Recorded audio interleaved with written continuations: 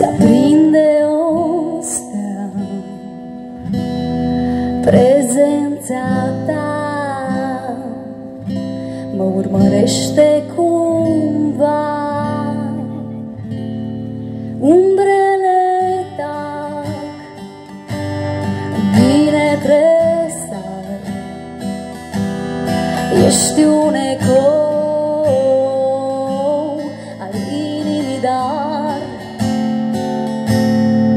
și de când te rechem,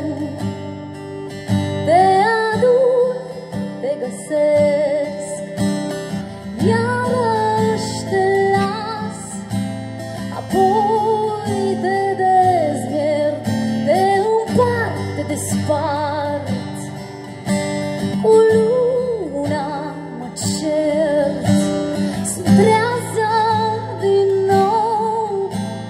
încet te rostesc.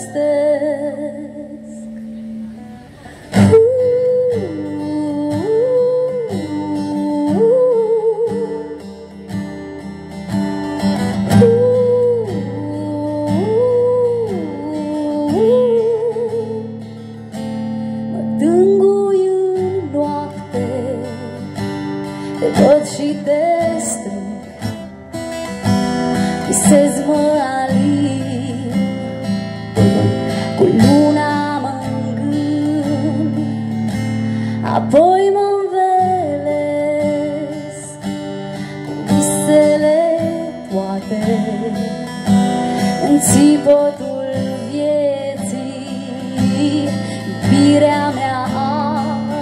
arde și de chem te rechem, te aduc, te găsesc, iarăși te las, apoi te dezmierd, te împart, te despart, cu luna mă cert, sunt trează din nou, încet te